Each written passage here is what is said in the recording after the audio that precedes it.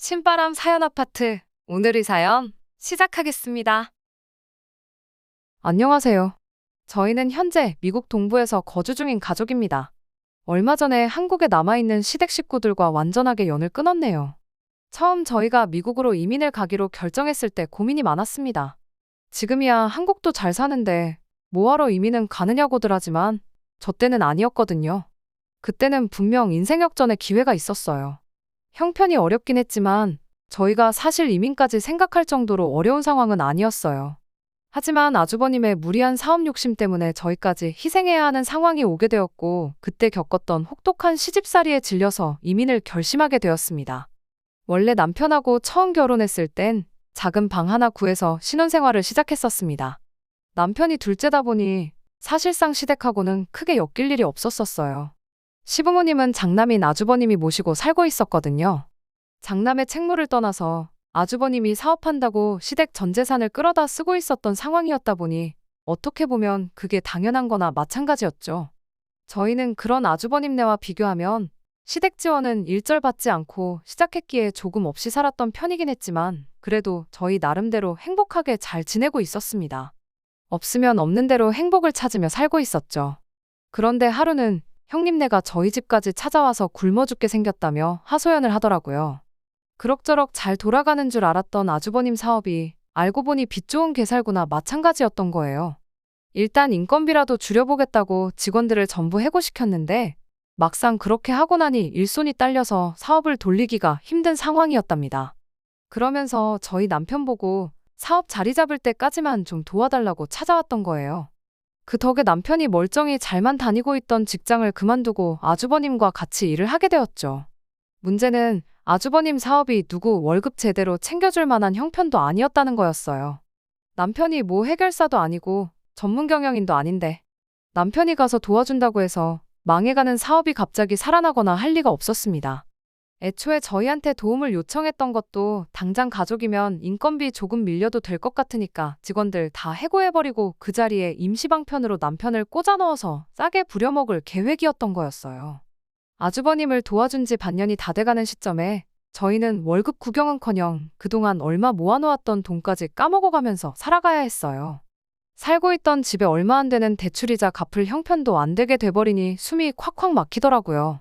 남편은 그래도 가족인데 언젠간 주겠지 하면서 기다려보자고 했지만 제 입장에서는 참을 이유가 하나도 없었죠. 결국 제가 시댁까지 찾아가서 아주버님한테 우리 월급은 언제 줄 거냐 직접 물어봤습니다. 못해도 생활비랑 대출 갚을 만큼은 줘야 하는 거 아니냐 따졌더니 대신 다른 걸 제안해 오더라고요. 이참에 시댁에 들어와서 당분간 같이 지내면 어떻겠냐고요. 저희가 시댁에 들어와 살면 쓸데없이 이자로 돈을 버릴 이유도 없지 않냐고, 그리고 생활비도 일절 받지 않겠다고 몸만 들어와서 살라는 식이었죠.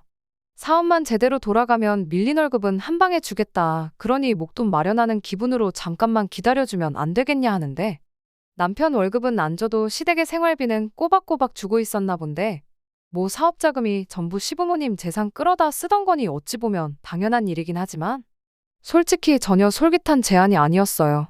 그런데 옆에 있던 남편이 그거 좋은 생각이라며 당장 그렇게 하자고 대답을 해버린 겁니다.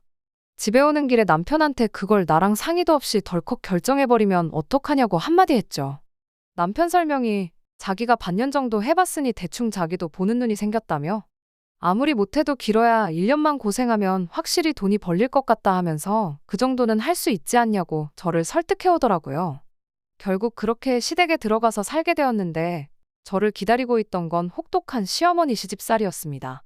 이렇게 될 수도 있겠다는 건 어느 정도 예상은 하고 있었지만 시어머니는 제 예상보다 더 대단한 분이셨어요. 시어머니는 항상 제가 희생하길 바라셨습니다. 장남 사업만 잘 풀리면 하면서 늘 아주버님 편만 들었어요. 아주버님 사업이 잘 되기 위해선 남편이 무보수로 저렇게 개고생하는 건 물론이고 저 또한 시댁에서 시부모님 모시고 아주버님네 뒷바라지를 하면서 사는 게 당연하다고 생각하셨죠.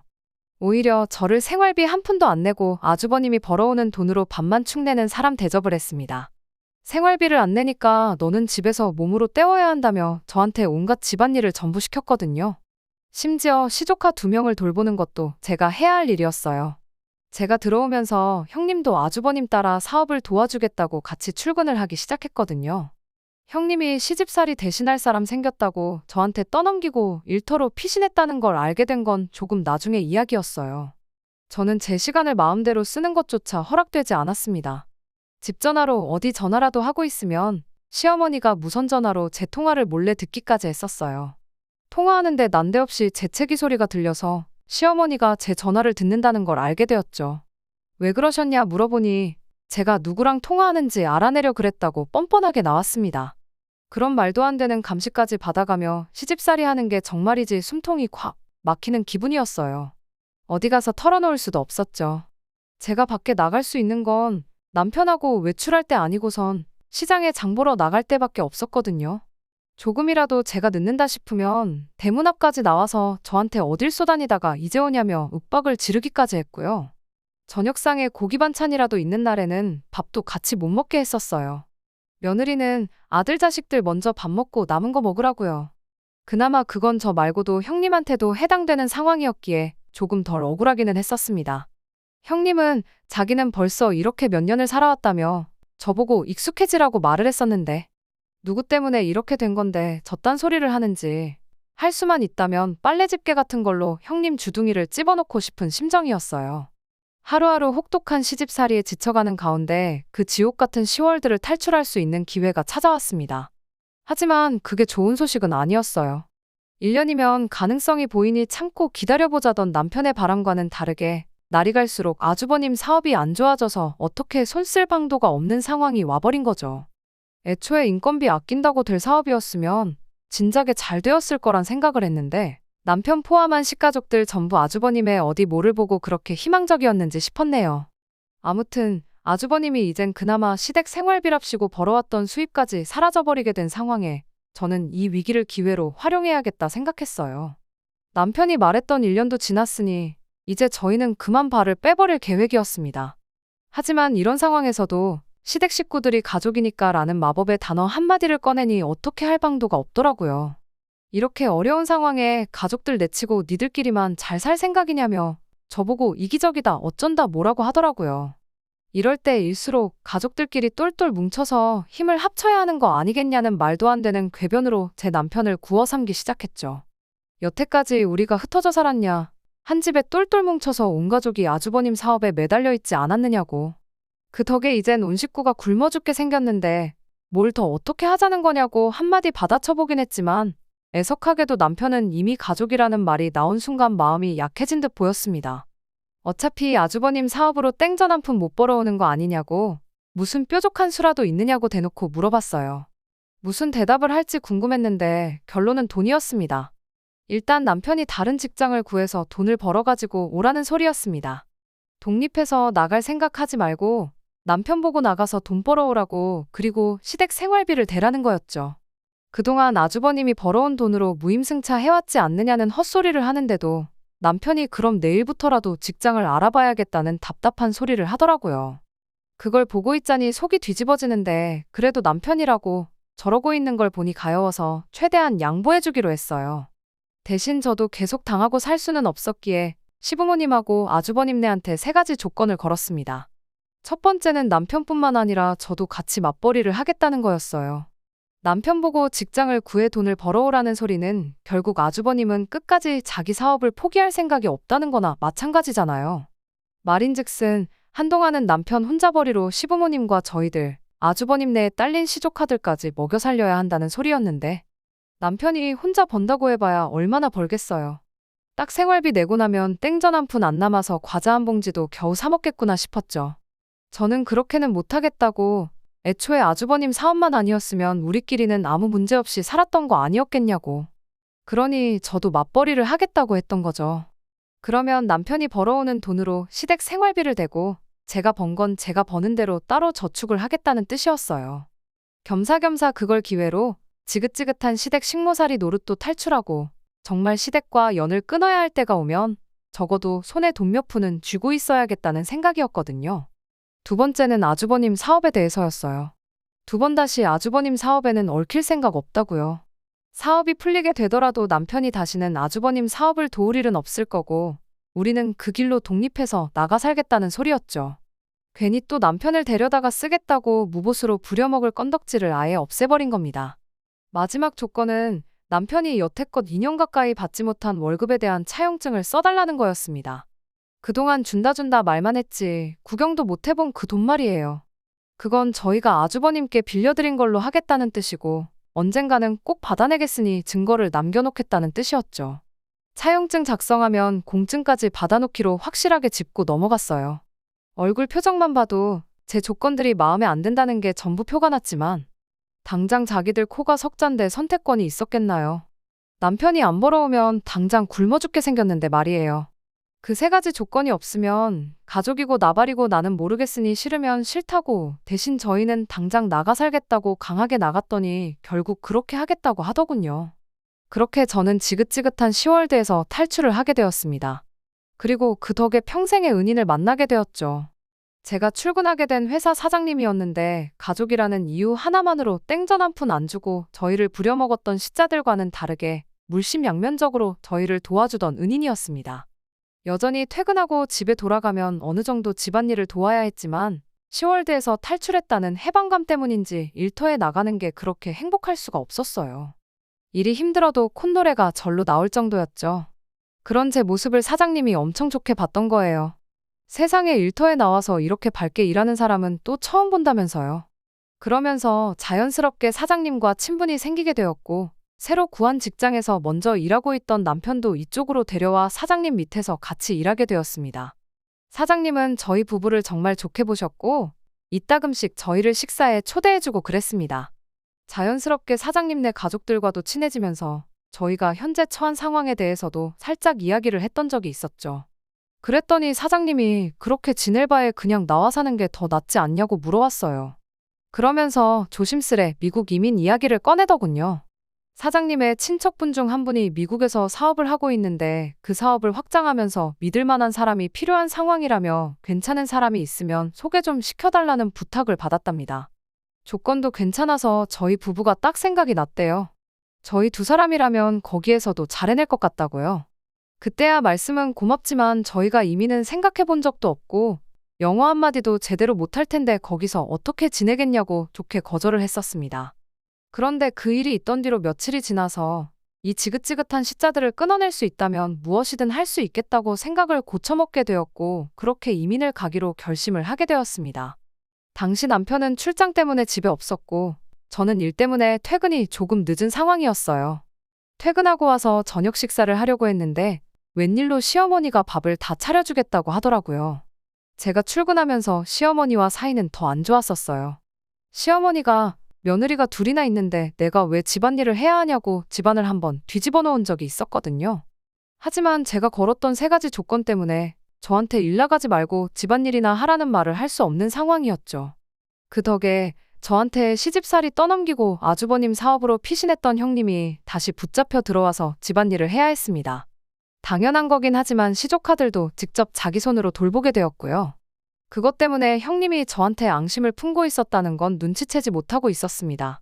아무튼 시어머니가 갑자기 제 저녁밥을 챙겨주신다니 무슨 바람이 불어서 저러시나 했어요. 사람이 갑자기 변하면 죽는다는데 걱정까지 되기 시작했죠. 그런데 역시나 밥 차려준 걸 보니 사람이 갑자기 변한 건 아니구나 싶었습니다. 그날 저 퇴근하기 전에 먼저 저녁 식사를 하고 먹다 남은 잔반들을 그대로 저 먹으라고 내주셨거든요. 밥그릇에 양념도 조금 묻어있고 그릇 안에 밥풀 꼬라지를 보아하니 그날 저녁에 먹다 남은 밥을 한 그릇에 모아다가 위에다가 대충 흰밥으로 덮어놓고 저한테 내준 게 다 티가 나더라고요. 국이라고 소고기 묵국을 떠줬는데 고기 한 점 없는 건 둘째치더라도 국물에 고춧가루 몇 개가 둥둥 떠다니는 게 이것 또한 가족들이 먹다 남긴 국을 가지고 한 그릇 만들어서 저한테 내준 거였어요. 이게 뭐냐고 따지고 싸우기도 싫어서 그냥 식욕이 없어서 안 먹겠다고 자리에서 일어났는데 시어머니가 안 먹으면 너만 손해지 하면서 그 밥이랑 국그릇에 랩을 씌우더니 그걸 그대로 얼리더라고요. 그건 왜 얼리시냐? 음식물 쓰레기 같은데 그냥 버리셔라 했더니 이 아까운 걸 왜 버리냐고 얼려놨다가 내일 그대로 데워서 줄 테니 저보고 먹으라고 하는 겁니다. 어이가 없어서 누가 봐도 먹다 남긴 음식 모아다가 저한테 준 거 뻔히 보이는데 제가 그걸 왜 먹냐고 따졌어요. 시어머니는 내 가족 한 식구들이 먹은 건데 더럽긴 뭐가 더럽냐고 옛날에 며느리들은 다 이렇게 밥을 먹었다고 하는 겁니다. 형님이 슬쩍 나와서 한마디 보태는데 생활비도 없는데 한 푼이라도 아껴야 하지 않겠냐며 이젠 돈 좀 버니까 어른들이 우습게 보이냐고 그러는 거 아니라고 뭐라 하더라고요. 그때 이게 시어머니랑 형님의 합작이라는 걸 눈치채게 되었고 형님이 저한테 앙심을 품고 있다는 것도 알게 되었죠. 같은 며느리라고 이해해주는 척하면서 익숙해지라고 하더니 알고 보니 심보가 뒤틀린 게 시어머니보다 더하면 더했지 절대 덜한 사람은 아니더라고요. 그때 저는 결심했어요. 이 시자들하고는 2번 다시 상종도 하지 말아야겠다고요. 다음날 출장 다녀온 남편한테 이민을 가야겠다고 말을 꺼냈죠. 남편은 갑자기 왜 그러냐며 저를 말렸지만 전날 있던 일을 듣더니 아무 말도 잊지 못하더라고요. 하기야, 세상 어떤 남편이 그 상황에서 어떻게 자기 가족들 편을 들 수 있겠나요? 아무튼 나는 이제 당신 가족들하고 엮이고 싶지도 않고 가족 앞에서 마음 약해지는 당신 때문에 내 스스로까지 희생할 생각 없다고. 이렇게 사람 대접도 못 받고 살고 싶은 생각은 추호도 없다고 딱 잘라 말했어요. 굳이 한국에 남아서 가족들 돕고 싶다면 나도 말리지는 않겠다고 대신 나는 더는 할 생각 없으니까 할 거면 혼자서 실컷 하라고 했죠. 저는 이혼을 해서라도 이 기회를 놓칠 생각이 없다고요. 남편도 그제서야 저한테 사과를 해왔어요. 가족도 아닌데 자기 때문에 그동안 고생 많았다고 이제는 진짜 제 편이 되어주겠다고 말이죠. 그날 당장에 출근해서 사장님 찾아가 미국 그까짓 거 거지 같은 시댁에서도 살았는데 거기서 내가 못 살 게 뭐가 있냐고 이민 가겠다고 도와달라고 말했어요. 사장님도 당장에 저랑 남편 2사람이 빠지면 직원을 새로 구해야 하는 상황이었지만 저희같이 열심히 사는 사람들 잘 풀리게 도와주고 싶었다며 자기 일처럼 기뻐해 주셨고 그날 그쪽에 있는 친척분들한테 전화해서 유선상으로 저희를 소개시켜줬습니다.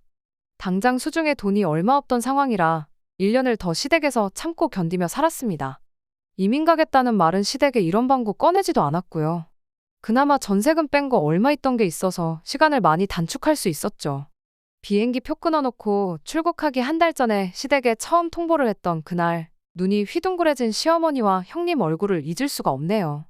아주버님은 조금만 더 하면 사업이 일어날 것 같은데 조금만 더 있어줄 수 없느냐고 생활비 좀 더 벌어다 달라는 부탁들 올려서 말을 해왔어요.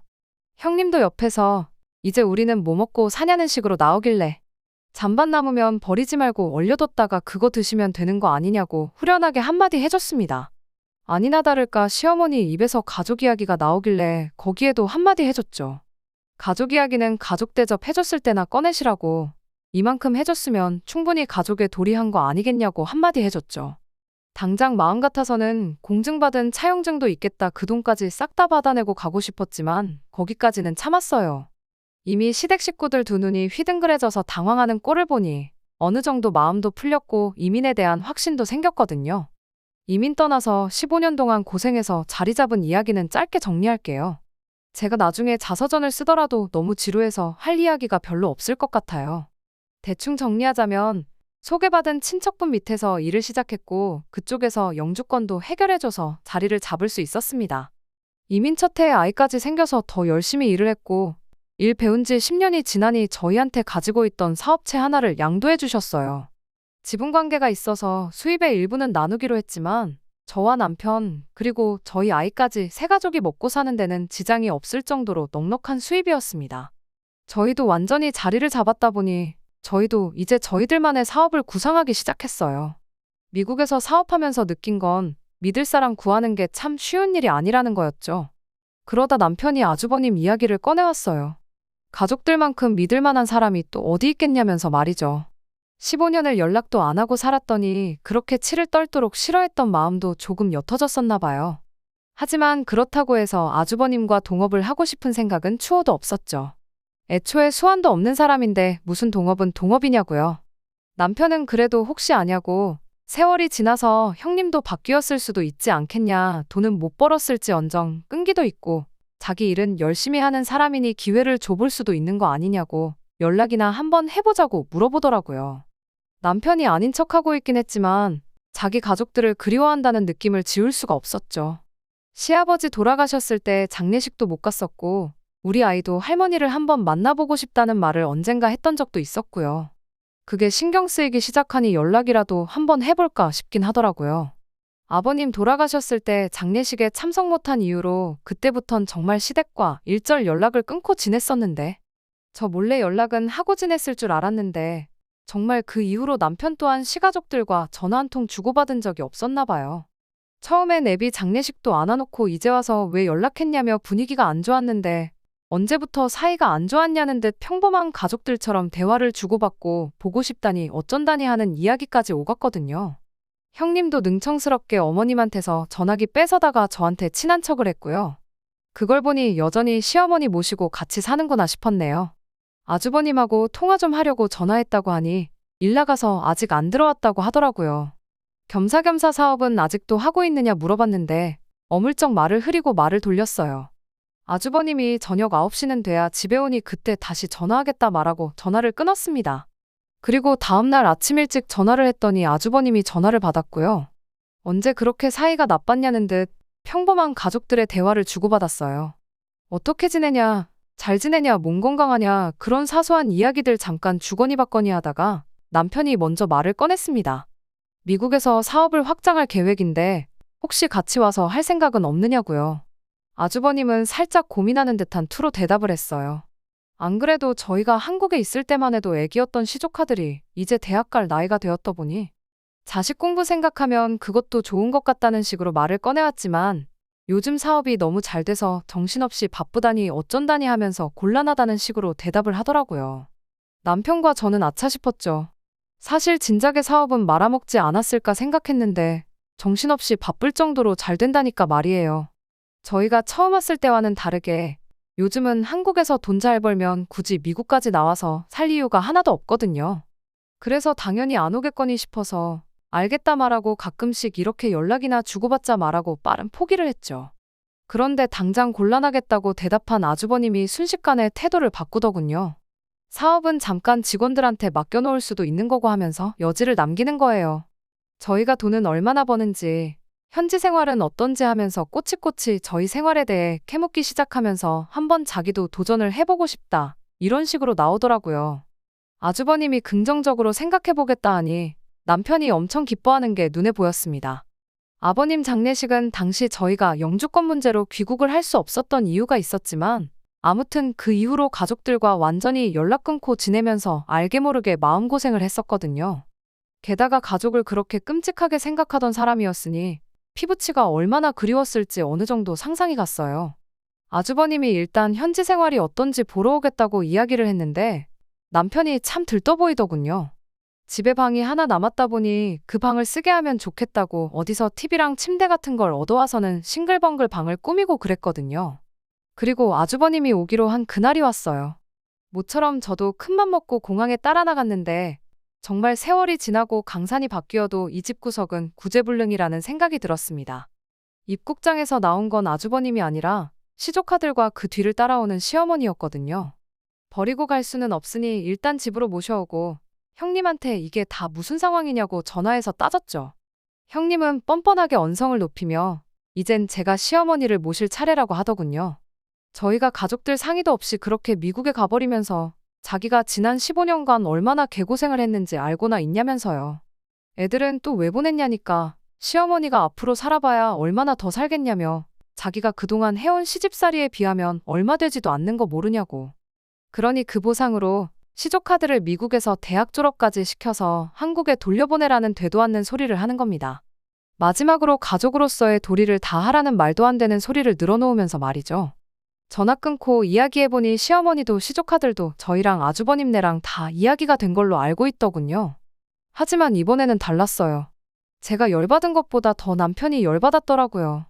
그도 그럴 것이 남편에겐 이게 기회가 돼서 다시 가족들과 가깝게 지낼 마지막 기회라고 생각했던 것 같은데 누구보다 잔뜩 기대했었는데 그게 산산조각 나버리니 그 배신감이 컸나 보더라고요.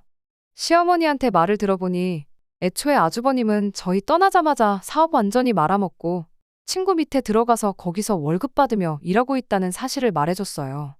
애초에 사업이 잘 된다는 말도 다 거짓말이었고 시어머니 떠넘기고 애들 대학까지 보내달라고 되도 않는 계획을 세운 거였죠. 시어머니는 그 와중에 나도 미국에서 살고 싶은 생각 없다고 1억만 주면 그냥 혼자서라도 한국 돌아가서 살겠다는 말을 꺼내더군요. 남편이 당장에 표 끊어서 한국 다녀오겠다고 아주 단판을 짓고 오겠다고 난리도 아니었어요. 시어머니와 둘째쳐도 시조카들이 많이 난감해 보였습니다. 이야기 다 되었다길래 가라고 해서 갔는데 상황이 이 꼴이니 애들 입장에서 얼마나 눈치가 보였겠어요. 제가 돌봐줬던 건 기억도 안 날 테지만 그때 정이 붙어서 그런가 안쓰럽더라고요. 남편이 분노한 모습을 보니 이번엔 냅둬도 알아서 해결하고 올 것처럼 보이긴 했지만 확실하게 하기 위해서 저도 같이 따라가기로 했습니다. 조금 돈이 더 들긴 했지만 그 길로 5명 한국행 비행기표 끊어서 바로 다음 날에 한국으로 갔어요. 저희가 시조카들이랑 시어머니 모시고 다시 집에 갔더니 형님하고 아주버님이 엄청 당황한 눈치더라고요. 가족들하고 상의도 없이 미국으로 떠나버려서 나한테 시집살이 독박으로 시켜놓고 도망갔으니 그 정도는 해줄 수 있는 거 아니냐고 따지길래 내가 팔자에도 없던 시집살이 하게 된 건 누구 때문인데 그런 소리를 하느냐고 한마디 했네요.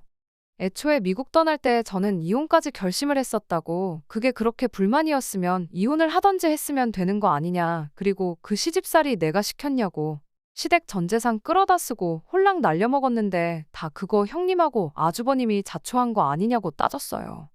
그랬더니 저한테 아주 미국 가서 살더니 위아래가 없어져서 왔다고 아주 미국인이 다 됐다며 빈정거리더라고요. 더 들을 것도 없어서 저도 마지막 들고 있던 비장의 카드를 꺼냈죠. 이게 이런 데서 쓰일 줄은 생각도 못했어요.